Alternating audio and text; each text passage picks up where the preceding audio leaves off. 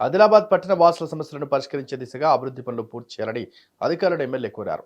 ప్రజలకు ఎటువంటి ఇబ్బందులు తలెత్తకుండా అవసరమైన పూర్తి కార్యాచరణను పకడ్బందీగా అమలు చేయాలని ఎమ్మెల్యే పాయల్ శంకర్ అధికారులకు సూచించారు. అనంతరం కలెక్టరేట్లో అధికారులతో ఏర్పాటు చేసిన సమీక్షా సమావేశంలో పాల్గొన్న ఆయన అధికార యంత్రాంగానికి దిశానిర్దేశం చేశారు.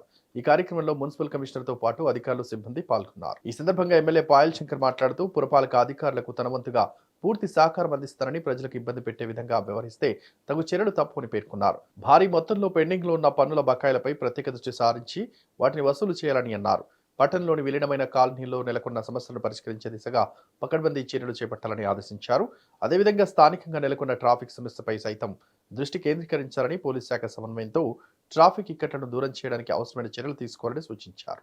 మున్సిపాలిటీలో పనిచేస్తున్నట్టు ఉద్యోగులకు ఎక్కడా ఎటువంటి ఇబ్బంది రాకుండా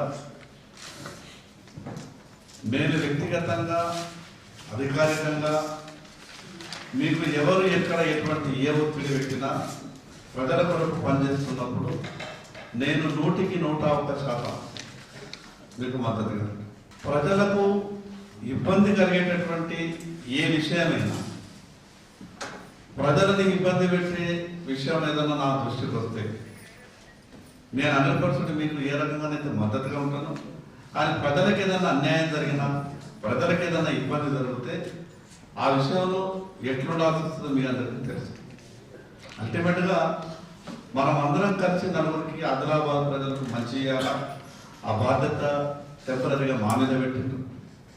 పర్మనెంట్ రిటైర్మెంట్ అయ్యే వరకు పర్మనెంట్గా మీ మీద పెద్ద బాధ్యత. ఉదాహరణకు మున్సిపాలిటీలో పనిచేస్తున్నటువంటి లేబర్ల సమస్య, సరే ఆర్థిక పరిస్థితులు కావచ్చు, ఉన్నత కొన్ని ఇబ్బందులు కావచ్చు, మన బడ్జెట్ విషయాలు కావచ్చు,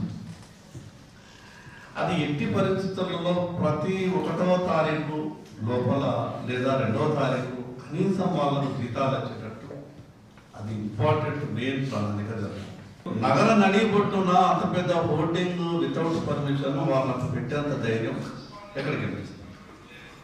ఎక్కడో మనం చిన్న డేలా ఉంటేనో లేదా చిన్న ఇంకేదో 2 ఫీట్లు 3 ఫీట్లు 1 ఫీటు 6 ఇంచులు డీవియేషన్ అయితేనో మనం తీసుకుపోయి కూలబడతాం అనుకుంటున్నాం. మన అటువంటిప్పుడు పెద్ద హోర్డింగ్స్ వాళ్ళు వితౌట్ పర్మిషన్ నడిబొట్టున నిర్మాణం చేస్తే మనం పట్టించుకోకుంటే ప్రజలకు మన మీద గౌరవం ఉండదు, నమ్మకం ఉండదు. అంటే వీళ్ళు అధికారం ఉన్న వాళ్ళకు లేదా ఒత్తిడి చేయగలిగిన వాళ్ళకు ఏమీ అభిప్రాయం